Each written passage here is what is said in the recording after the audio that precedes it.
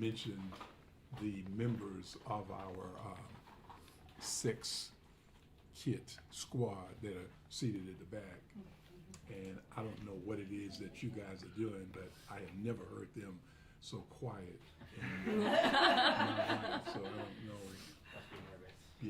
what it is. Maybe we need to check their photos or something. What's going on? I think we're all ready to go. Y'all ready? Yeah.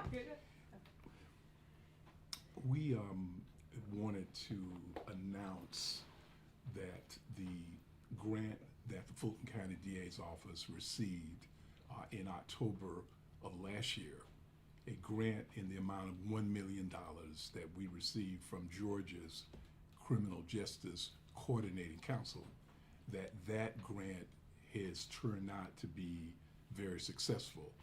Because of the grant, we have been recently able to indict one defendant on a series of rape charges, but by tomorrow we would have indicted 6 defendants based upon this grant. As you recall, the grant allowed our office to prosecute cases that had been identified by our state crime lab. The cases that were identified came from 1,500 rape kits that had been stored at Grady Hospital, some as long ago as 30 years. Grady Hospital and the DA's office reached an agreement whereby those rape kits were taken to the GBI, and the GBI was able to identify 156 defendants who had committed rapes in Fulton County. From those 156 cases, we have already been able to identify 40 serial rapists, and we're talking about people, defendants that have raped at least 2 women. With the 6 cases that we've indicted, what we have found is that there is an average of 5 rape victims connected with each one of these cases. And one of the reasons that this process is so important is but for the fact that this rape squad moved to indict these defendants, that some of them would be released from prison. In fact, the defendant that the grand jury indicted, Mr. Cleophas Ward, he was indicted by the grand jury this past August. If he had not been indicted, he was scheduled to be released from prison during the year of 2021. So we believe that that means that he would have been out in the community preying on other women, and that is why we believe that this grant is so important. The young lady that was involved in his incident was a student at Spelman College. She had been raped by this defendant in the year 2000. In the year 2002, he pled guilty in cases involving 4 other women. He was released from the prison system in 2017. Shortly after he was released, he committed another crime, which caused one of the Fulton County judges to revoke his probation, but he was scheduled to be released from that revocation on 2021 had he not been indicted in this case. And we'll be glad to answer any other questions that you might have.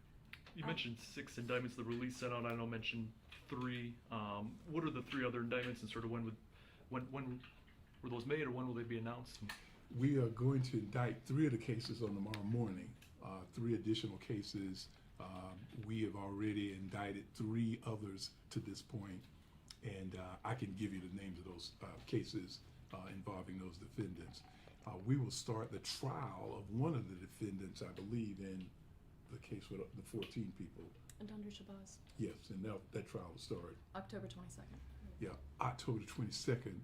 Andre Shabazz is the defendant with 14 victims, and we plan to start that trial on the 22nd of October. 22nd of October. This defendant was sentenced originally to 30 years in jail. Obviously, it hasn't been 30 years since his conviction. What are you going to push for in court this time to make sure that he's not released as quickly?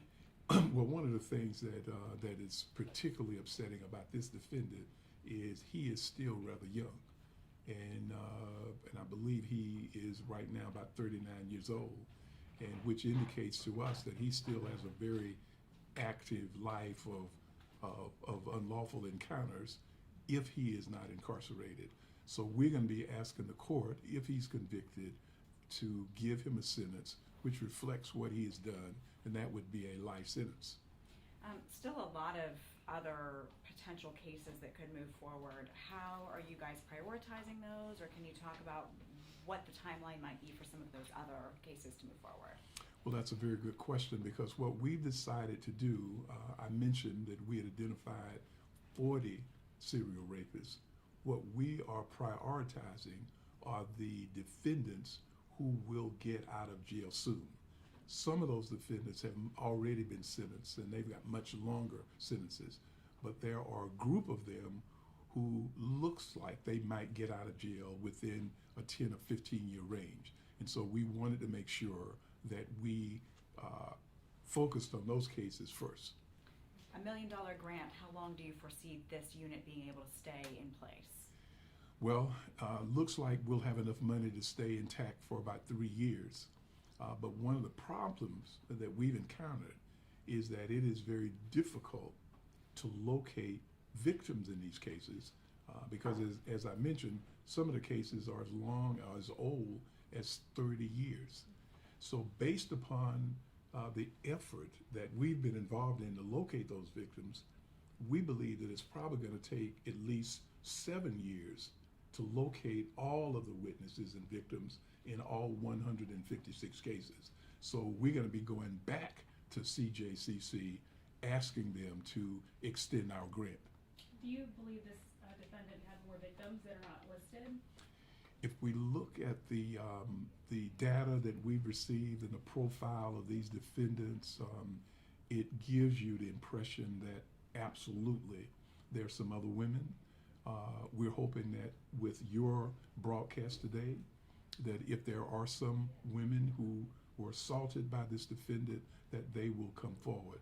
Almost in every case, we've started with one victim, but we end up with at least 4 other victims when we start to look further into some of the activities of these defendants. And I know the case from 2000, or she was raped in 2000, and it was just tested in 2018. That's correct. Is that correct? That's correct. What do you guys hope, the average time for testing is now? Maybe that's a better question for you, just how long it should take and how much it costs to do that kind of test. Well, right now, we're hoping that it ought to be done within the year. Within a year after those rape kits are collected, the testing ought to be done. They should be removed from the hospitals. They should be taken to the GBI, and they should be tested.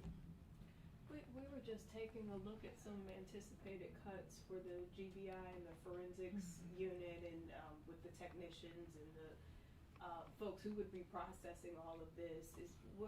Is there concern there for progress because of cutbacks that they're planning, or? Well, I tell you, this would really be a cruel joke on the women of our state. First of all, it's a joke that these rape kits stayed at one location for 30 years. The state passed a law, passed procedure to get those kits taken away, taken to the GBI, and then to turn around the next year and remove the very employees who would test those kits. Seems to me that that's a really cruel and unnecessary joke upon the women of this state. I think we can find other places. I know that's not your department, but other places to make those cuts, because they're looking at a range there. Well, I certainly can't address what they should do with other employees, other offices, but I can say that this is a vital function. This is something that absolutely has to be done if we're going to protect people, and particularly women in our community. The victim in this case, obviously you guys have been in touch with her. Is she pleased with this? I mean, I'm sure it was difficult to revisit this after so many years. She's an extremely strong woman, and of course she was very glad to hear that finally there was going to be some closure in her case. She has been very cooperative, and she has been incredibly encouraged, and I think further strengthened knowing that we're actually going to hopefully finally get some justice for her 19 years later. Is there any message for 19 years later? There's, what, hundreds, maybe over 1,000 other victims with all of these kids. Any message to them as sort of those ones that haven't got a match yet or sitting around waiting for something in their case? I think the message is that we're working hard every single day to make sure that every single victim has a voice. And with that said, so 156 hits, DNA hits, I guess, on the 1,500. That 1,350 other kids, what happens? There's the DNA just sort of logged, I guess, in a database, and if that person comes up in another crime and their DNA is found, then that case moves forward. You're just sort of in a waiting mode on those ones, unfortunately. That's what happens, that DNA, and that's why it's important that the kids are taken to the crime lab, because that means that if there is an identification made any place in the United States and in some foreign countries, we will receive the benefit of that identification. And so that's why it is important that the rape kits get to the crime lab, but it's really important that those employees are there to test those kits so that we can find out if there is a rapist still at large in our community. And I know we, through the press release in your office, we got updates on Cleophas's case and Shabaz's case moving to trial. The other one, Taylor Spann, I understand he's out of state, not in custody. Is that correct? And do you have any updates on sort of, I guess, his whereabouts? And If I may, Mr. Yeah. He actually is in custody in Texas. Okay. He actually pled guilty to charges involving sexual assault in Texas and has a lengthy sentence there, so we're in the process of extraditing him. okay, so it's not someone on the street, so we No. can. Okay, perfect. Okay, and I just want to clarify, the state in the last year or two passed a law that requires law enforcement agencies and hospitals to turn over rape kits within a certain amount of time. And that's happening as far as you know. Yes. Yes. Okay, Yeah. just want to make sure. And I just wanna clarify, the 1,500 rape kits that were at grade A, the GBI now has them? That they've all been tested. Yes. All been tested, okay. All there and all been tested. Okay, perfect. Yeah. Yeah. So to play devil's advocate on her question about the GBI and that it would be cruel, but you didn't start prosecuting these until you got an extra $1 million. That's correct. So, I mean, how do you justify saying it's cruel for the GBI to cut people because of money, but you wouldn't prosecute these without the extra money? Well, we would have prosecuted them, but the 7 years that we're talking about probably stretches into 14, because as you know, we've got a already overcrowded docket of sexually related cases. So it is just a matter of time. In fact, one of the things that Juliana and I have already been talking about is we would like to double the staff of our current Saki unit. We'd like to do it faster. I agree with you. I think it's a shame that if someone has an identified defendant, that the prosecutors, because of the lack of resources, we cannot get to that case immediately. And I think we should be able to do that. Have you heard from a lot of other jurisdictions maybe developing similar units? I know about a year ago I was in Cobb County with their DA's office. They have a similar unit in place. Is this a team, I guess it's popping up in a lot of DA's offices around the state? Yes, actually it's a national grant, of course, that is through the Department of Justice, which we're incredibly grateful to be part of that opportunity. So there is Cobb County and DeKalb and the CJCC I think also have their own Saki unit. We of course have a relationship with them and often talk to them kind of about best practices and what they're doing as well.